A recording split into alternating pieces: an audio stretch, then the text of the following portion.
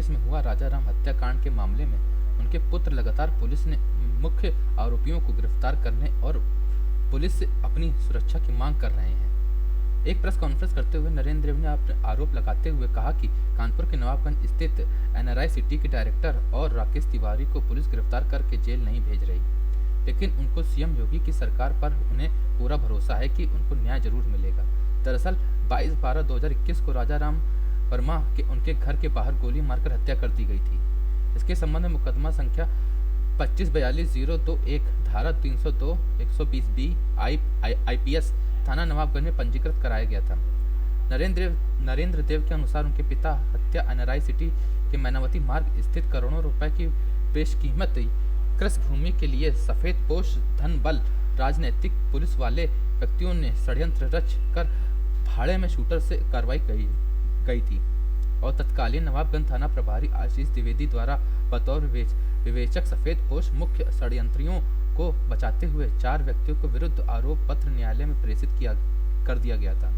नरेंद्र देव ने बताया कि पुलिस द्वारा मेरे पिता स्वर्गीय राजाराम वर्मा के हत्या के साजिशकर्ताओं में से एक मेरे स्वर्गवासी भाई की पत्नी रेखा वर्मा को मुंबई से गिरफ्तार करके जेल भेज दिया गया है और दोहरे हत्याकांड में सजायाफ्ता राज बहादुर फरार हैं एवं अन्य सफेदपोश साजिशकर्ता आज भी आजाद घूम रहे हैं। एनआरआई सिटी के निर्देशकों और राकेश तिवारी अधिवक्ता द्वारा अपने पैसे और जान पहचान व ताकत के बल पर अग्रिम विवेचना को लगातार प्रभावित किया जा रहा है।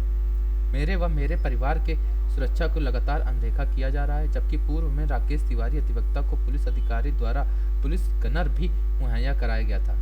लखनऊ और कानपुर में तैनात कुछ वरिष्ठ अधिकारी के पैसे और समान जाति के प्रभाव से एनआरआई सिटी के निर्देशकों को लगातार संरक्षण दे रही है और एक वरिष्ठ अधिकारी दिल्ली जाने के बाद भी इस मामले में अत्यधिक दिलचस्पी ले रही है। मुख्य आरोपियों और सफेदपोश साजिशकर्ताओं के नाम हटाने के लिए जिम्मेदार पुलिस अधिकारी व विभागीय जांच व कानूनी कार्रवाई किया जाए। कानपुर समाचार संवाददाता विवेक श्रीवास्तव की खास रिपोर्ट।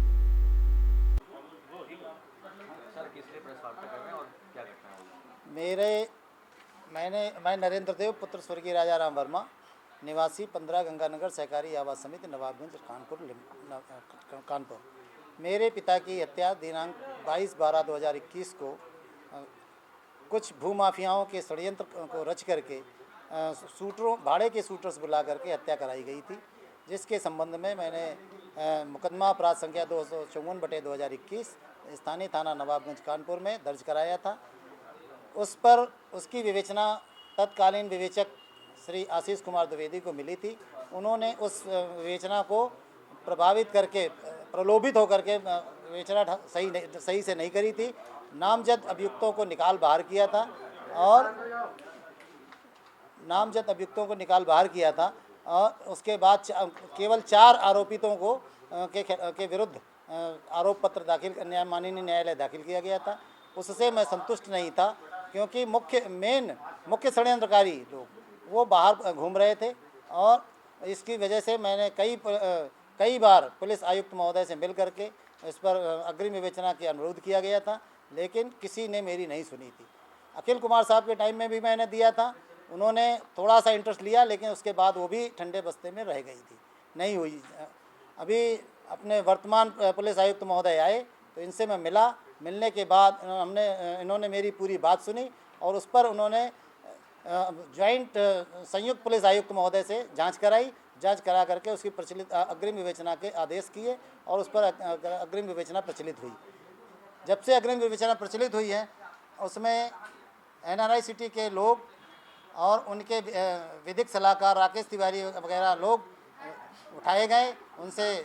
उनकी बात पुलिस ने उनसे तथ्य पूछे, फिर उसके बाद उनको छोड़ दिया गया था। तब से ये मतलब गहमा गहमी चल रही है, मुझे न्याय नहीं मिल पा रहा है। न्याय मिलने के लिए मैंने ये प्रार्थना पत्र और प्रेस कॉन्फ्रेंस करी हुई है। कौन लोग गिरफ्तार होगा और कौन गिरफ्तार नहीं होगा? गिरफ्तार में एक श्रीमती रेखा वर्मा गिरफ्तार हुई हैं, जिनको पुलिस नवाबगंज मुंबई से लेकर के आई है और उनको जेल भेजा हुआ है।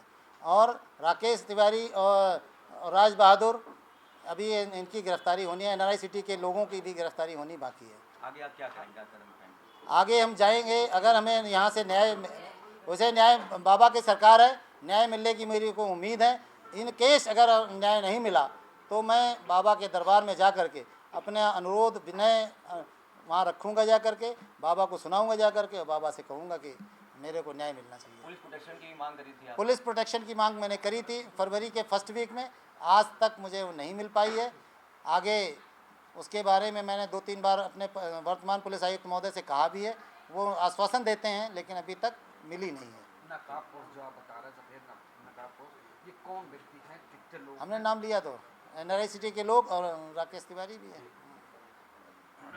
किस हिसाब से, किस प्रकार से आपको धमकियाँ मिल रही हैं? जमीन बेची है मेरे को, जमीन बेचो नहीं तो आपके पिताजी का हाल आपका भी करवा देंगे, इस तरह की धमकियाँ हैं।